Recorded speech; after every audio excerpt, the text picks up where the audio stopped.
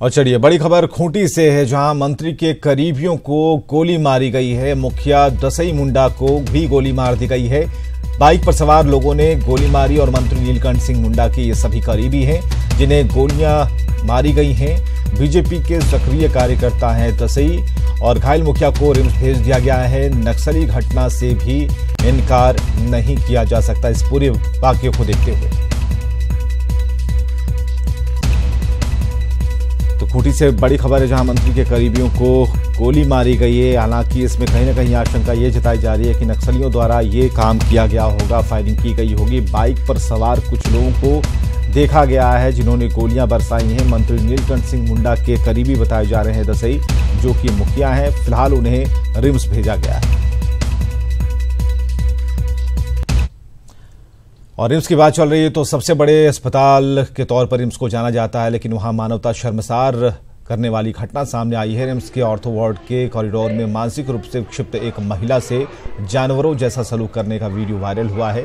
और इन तस्वीरों में आप देख सकते हैं किस तरीके से रिम्स का गार्ड महिला को पैरों से ठोकर मार रहा है। हालांकि ईटीवी इस वायरल वीडियो की पुष्टि नहीं कर रहा, लेकिन रिम्स में इस तरह की यह घटना पहली नहीं है। और इससे पहले भी 21 सितंबर 2016 को ऑर्थोपेडिक वार्ड में भर्ती पालमती देवी नाम की मरीज को जमीन पर खाना परोसने की खबर भी वायरल हो चुकी है।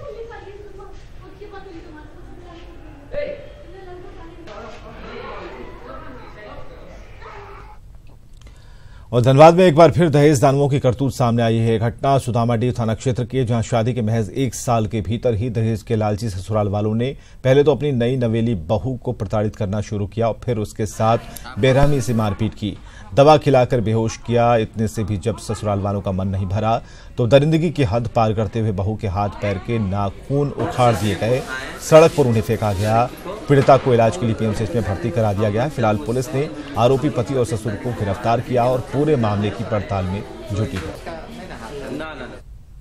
करके 2-3 बार मार करके उसके बाद क्या खिलाए, क्या खिला करके उसके बाद बहस करा करके और कैसी दवाई खिला दिए। उसके बाद दवाई खिला करके बहस हो करके सास मारा, इसको ननद मारा, इसको ससुर मारा, इसको पति मारा, इसको छोटी ननद मारा, इसको बड़ी ननद मारा। नाखून भी कबाड़ दिया। नाखून सास का बाड़ा, इसको हस्बैंड का बाड़ा। कभी दहेज का भी डिमांड किया था? हाँ, दहेज में जब हम बेटी जाती ना हमारा घर में, बोल मम्मी सास बोलती है ये नहीं दिया। झारखंड विकास मोर्चा की महिला प्रकोष्ठ केंद्रीय अध्यक्षा शोभा यादव ने 20 तारीख को हुए हत्याकांड को लेकर गजवा पंचायत जाकर परिजनों से मुलाकात की। साथ ही उन्होंने आश्वासन दिया है कि अगर हत्यारे जल्द गिरफ्त में नहीं आए तो बड़ा आंदोलन संसद से लेकर सड़क तक जारी रहेगा। 20 तारीख को हुए हत्याकांड में अभी तक कोई आरोपी गिरफ्त में नहीं आया है, जबकि मृतक गजवा मुखिया चंद्रिका प्रसाद यादव के भाई खुद गवाह हैं और उनका कहना है कि उनकी आंखों के सामने उनके भाई की हत्या की गई है। पुलिस को तुरंत एक्शन लेना चाहिए कि जो अपराधी का नाम एफआईआर में है तो एक भी अपराधी अभी गिरफ्तारी नहीं हुई, ये सबसे ज़्यादा दुखद बात है। और हम लोग, हमारी पार्टी पूरे उनके परिवार के साथ उनके दुख के समय साथ खड़े हैं और जहाँ तक भी होगा इंसाफ के लिए हम लोग सदन से सड़क तक हम लोग मांग कर। और गुमला में पोलियो का ड्रॉप पिलाने के कुछ ही घंटे बाद 1 महीने की बच्चे की मौत हो गई। घटना सदर थाना क्षेत्र के कैसरा गांव की है। परिजनों ने पोलियो की दवा के कारण मौत होने का आरोप लगाया। उनका कहना है कि पोलियो का ड्रॉप पिलाने से पहले बच्चा स्वस्थ था। वहीं सिविल सर्जन ने पोलियो की दवा के कारण बच्चे की मौत से साफ इनकार किया है। सिविल सर्जन का कहना है कि मृत बच्चे के साथ 15 और बच्चों को एक ही फाइल से पोलियो का ड्रॉप दिया गया था और ऐसे में दवा में किसी प्रकार की गड़बड़ी होती तो दूसरे बच्चों में भी इसका असर दिखता। फिलहाल सिविल सर्जन ने पूरे मामले की जांच के आदेश दिए हैं। साथ ही मौत के कारण को जानने के लिए बच्चे के शव का पोस्टमार्टम कराया गया। पोलियो पिलाए, उसके बाद में ऐसा हो गया। पोलियो पिलाने के बाद कितना देर बाद? 11 बजे पिलाए थे और 3 बजे ड्रॉप को इसके लिए मैं डायरेक्टली दोषी मान ही नहीं सकता हूँ, इसलिए कि उसी बाइल से अन्य बच्चों को पिलाया गया, किसी को कुछ नहीं हुआ। इस बच्चे में 2 घंटे तक कुछ नहीं है, कोई कारण नहीं है। इमीडिएट कुछ हो तो रिफ्लेक्स या कुछ भी मान लीजिए सोचा जाए, कुछ नहीं आ रहा है, तो इसके साथ पोलियो ड्रॉप पीने के साथ इसको कैसे हम जोड़ें। और बोकारो में जेएसएससी की परीक्षा के दौरान अभ्यर्थी के परिजनों ने स्कूल प्रबंधन और पुलिसकर्मियों पर मारपीट का आरोप लगाया है। परिजन की माने तो पीड़ित सरफराज अपने भाई को परीक्षा दिलाने रांची से बोकारो आया हुआ था। अभ्यर्थी को खाना पहुंचाने के दौरान उसके साथ मारपीट हुई। स्कूल में तैनात दंडाधिकारी ने मारपीट के आरोप को बेबुनियाद बताया।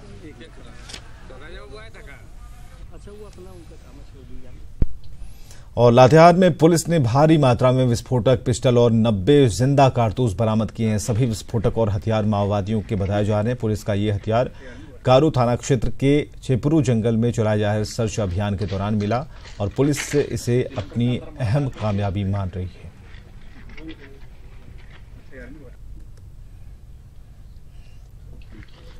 और 2019 के चुनाव को लेकर राजनीतिक पार्टियां रणनीति बनाने में जुटी हैं और इसी के तहत जमशेदपुर में बीजेपी का मिलन समारोह आयोजित किया गया। इसमें मंत्री सरयू राय, सांसद वीरवरण महतो, उनके साथ कई बीजेपी नेता मौजूद रहे। समारोह में शंकर रेड्डी समेत करीब 1500 लोगों ने बीजेपी का दामन थामा। कार्यक्रम में मंत्री सरयू राय ने 2019 के लोकसभा और विधानसभा चुनाव में पार्टी को बहुमत मिलने का दावा किया।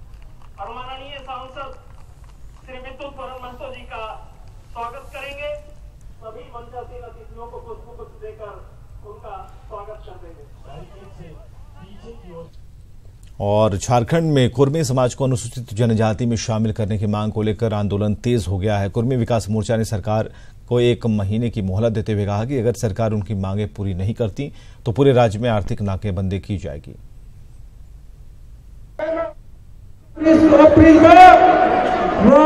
सरकार पूरे राज्य में आर्थिक नाकेबंदी कुर्मी समाज करेगी। 1 महीने का समय दिया जा रहा है।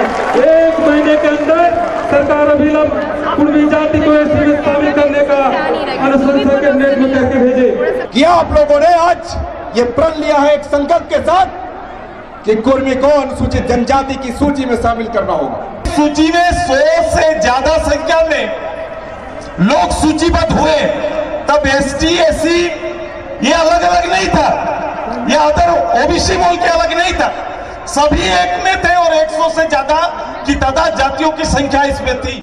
राज्य में पहली बार दलीय आधार पर हो रहे 34 नगर निकाय चुनाव अप्रैल महीने तक संपन्न हो जाएंगे। राज्य निर्वाचन आयोग तैयारी को अंतिम रूप देने में जुटा है और इसके तहत आयोग की तरफ से वोटर लिस्ट का प्रकाशन 24 फरवरी को होने के बाद चुनाव की घोषणा कर दी जाएगी।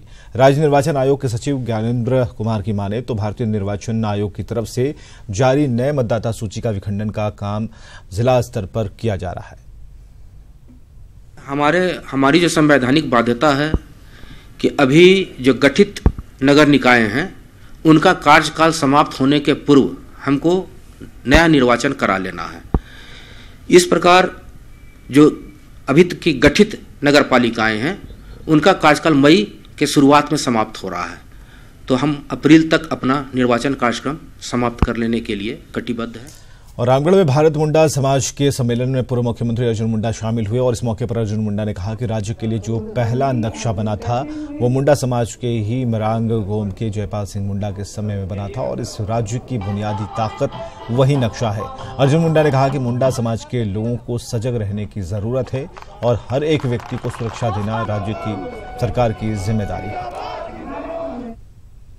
हर व्यक्ति और हर समाज की सुरक्षा राज्य की जिम्मेदारी होती है, तो ये राज्य सरकार से पूछिए कि इस तरह की चीज़ें यदि हो रही है तो इसमें आगे क्या किया जा सकता है। हमारा एक ही उद्देश्य है कि हम अपने समाज को, लोगों को जो आज एकदम पीछे हम लोग हैं, हम उस एक समाज को आगे ला करके एकजुट करके सबको आगे लाना है और पूरे देश में हमारा मुंडा समाज को जो एक स्थान मिलना चाहिए।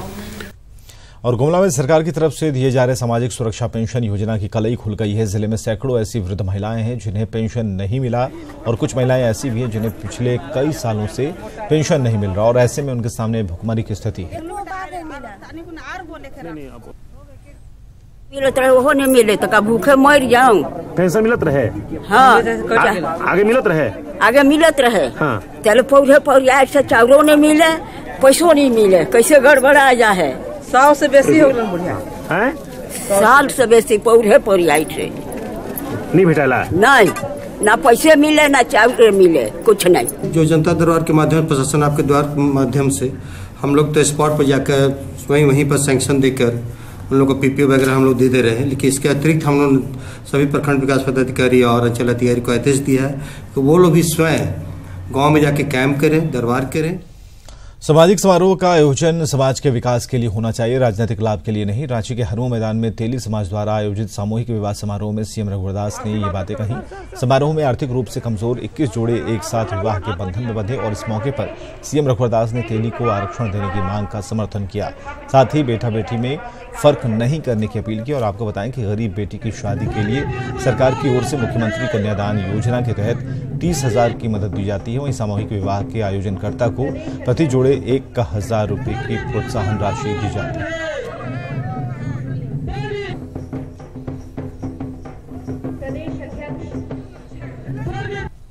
बेटा और बेटी के में फर्क नहीं करनी चाहिए। ये चलन होता है कि बेटी को पढ़ा लिखा कर क्या फायदा, बेटी तो पराया घर का धन होता है। ये मानसिकता को हमें बदलने की जरूरत है। अगर बेटी पढ़ लिख कर जाएगी तो दूसरे घर का भी संस्कार को बदलने का काम। कम उम्र में हम बच्चियों का शादी ना करें, ये भी जागरण समाज से निकलनी चाहिए। पहले पढ़ाई, उसके बाद विदाई। हमने मुख्यमंत्री फेलोशिप एक योजना 10 करोड़ रुपए का लॉन्च किया और 2 दिन पहले ऑनलाइन, कोई भी ऑनलाइन से MBBS, IIT, MM, IIM कहीं भी अगर पढ़ाई के लिए अगर पैसे आ रहा आता है तो राज्य सरकार वैसे लोग को अगर बाहर में पढ़ते हैं तो फूडिंग से लोडिंग चार्ज सरकार वहन करे। निश्चित रूप से मैं भी इस बात से सहमत हूं, कोल, तेली और आदिवासी समाज के रहन सहन संस्कृति में कोई अंतर नहीं है और इसलिए तेली समाज का विभिन्न जिलों का खूंटी, सिमडेगा, लोहरदगा, गुमला और आपके युवा नेता का डेलीगेशन भी मिला था। उसको TRA में हमने भेज दिया और 15 दिन में रिपोर्ट मांगा। जमशेदपुर के क्रिकेटर सौरभ तिवारी को IPL में एक बार फिर खेलने का मौका मिला है। सौरभ तिवारी मुंबई इंडियन टीम की ओर से IPL के मैच खेलेंगे। उनके सिलेक्शन की खबर मिलते ही बधाई का दौर शुरू हो गया। वहीं सौरभ ने टीम में चुने जाने पर खुशी जताई और अच्छे परफॉर्मेंस का भरोसा दिया। नहीं, बहुत अच्छा लग रहा है मुंबई में फिर से एक बार जुड़ने से। मेरा 5वां साल है मुंबई के लिए, लास्ट 11 साल में। और पर्सनली फील ऐसा करता हूँ कि मुंबई सेकंड होम है और बहुत अच्छा लगता है वहाँ पर जितने भी सपोर्ट स्टाफ सब है उनके साथ रह के। और दूसरा चीज़ कि वनखड़े मेरा फेवरेट ग्राउंड है तो I love to play in Wankhede, तो अच्छा लग रहा है। होपफुल कि जो हम लोग लास्ट सीज़न किए हैं इस सीज़न भी हम लोग दोहराएं उसको और वैसा हम लोग वर्कआउट करें, सब कुछ करें ताकि हम लोग जीते मैच। 1 फरवरी से शुरू हो रहे खेलो इंडिया अंडर 17 महिला हॉकी टूर्नामेंट में भाग लेने के लिए झारखंड की टीम आज रवाना होगी। दिल्ली जाने से पहले आज एस्ट्रोटर्फ मैदान में टीम के महिला खिलाड़ियों ने पसीना बहाया है और टूर्नामेंट में झारखंड समेत देश की 8 टीमें हिस्सा लेंगी।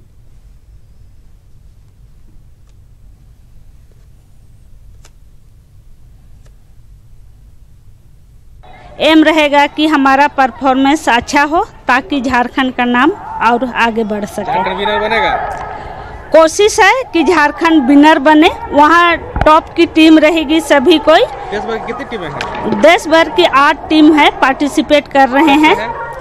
और झारखंड के विभिन्न कोर्ट में पिछले 5 से 7 साल से लंबित पड़े मामलों का जल्द ही निपटारा होगा। झारखंड हाईकोर्ट के मुख्य न्यायाधीश जस्टिस DN पटेल ने कहा कि हमने मार्च 2018 तक 35,000 लंबित पड़े मामलों के निपटारे का टारगेट दिया है, जिसमें से 20,000 मामलों का निष्पादन हो चुका है। वहीं 500 सेशन ट्रायल का भी टारगेट लिया गया। इसके लिए कई जिलों में 77 जजों को खास तौर पर लगाया गया है। टारगेट हमने ऐसा दिया है कि 5 साल से पुराने जो केसेस है, 6 साल, 7 साल, 8 साल, 9 साल, ऐसे 35,000 केसों का हमने टारगेट दिया है मार्च तक ख़त्म करने का, जून से।